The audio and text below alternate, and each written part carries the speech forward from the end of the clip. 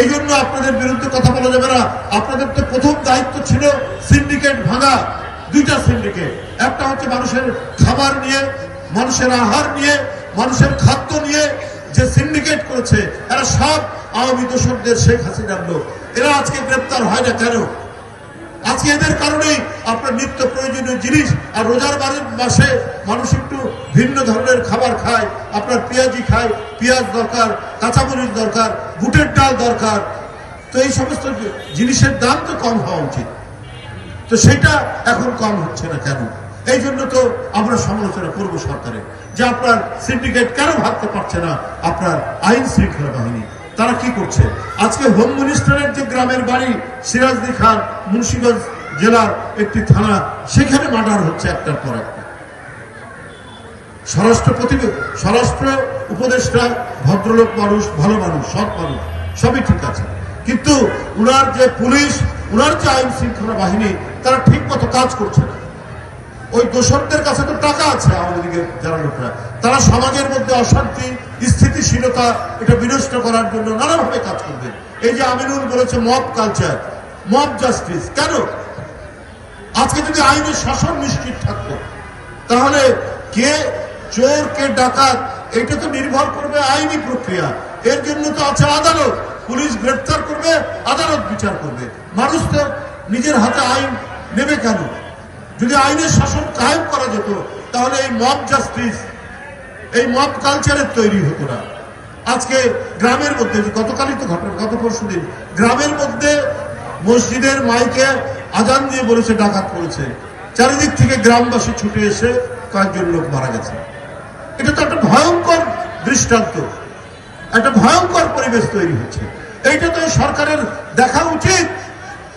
এই সরকার শুধুমাত্র ভেতর থেকে কয়েকজন উপদেষ্টা, তারা শুধু শুধু এমন পরামর্শ দেন, কি পরামর্শ দেন ডক্টর ইউনূস সাহেবকে আমরা জানি না।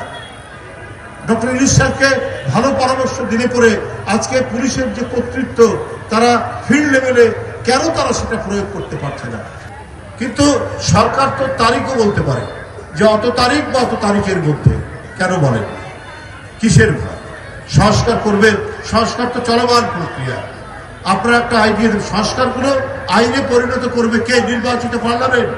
ওটা যদি আইন করতে হয়, ওটা যদি সংবিধানে সন্নিবেশিত করতে হয়, তাহলে সেটা তো করবে একটা নির্বাচিত পার্লামেন্ট। তাই সবার আগে আপনার জাতীয় সংসদ নির্বাচন হতে হবে। আগে জনগণের ক্ষমতা জনগণকে ফেরত দেয়, তারপরে না সবকিছু। এই জন্যই আপনাদেরকে একটা ব্যাপক আন্দোলনের মধ্যে দিয়ে, রক্তক্ষয়ী আন্দোলনের মধ্যে দিয়ে ডক্টর ইউনূস সাহেবের মতো একজন আন্তর্জাতিক সম্মানিত মানুষ আজকে সরকার প্রধান হয়েছে। তার কাছ থেকে মানুষ সবসময় ইতিবাচক সমস্ত কিছু আশা করবে। আমার মনে হয় যে অন্তর্বর্তীকালীন সরকারের ভিতরেও কিছু বিএনপি বিদ্বেষী উপদেষ্টা রয়েছে। বিএনপির কারো নাম বা বিএনপি যদি কারো জন্য সুপারিশ করে, তাহলে ওনারা খুব বিব্রত এবং ঈর্ষান্বিত হন। ঈর্ষান্বিত হয়ে সেটাকে তারা বাইপাস করার চেষ্টা করে।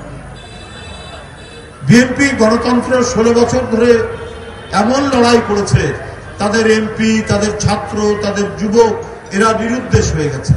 শত শত নেতা কর্মী গুম হয়ে গেছে। এই গণতন্ত্রের লড়াইয়ের চ্যাম্পিয়নের পতাকা যিনি নিজের নির্যাতন সহ্য করে যিনি অগ্রগামী করেছেন, তিনি তো দেশনেত্রী বেগম খালেদা জিয়া।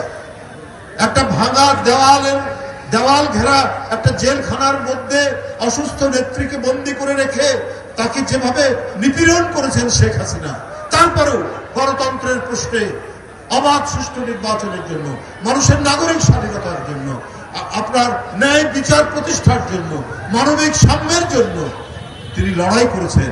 এতটুকু বিচ্যুত হন, তার অবদান তো সবচেয়ে বেশি। আর সেই বিএনপির কথা শুনলে পরে অন্তর্বর্তীকালীন সরকারের কোন উপদেষ্টারা গোস্বা হন যে না, এরা বিএনপির লোক, এরা ইয়ে করে, এটা ইয়ে করা যাবে।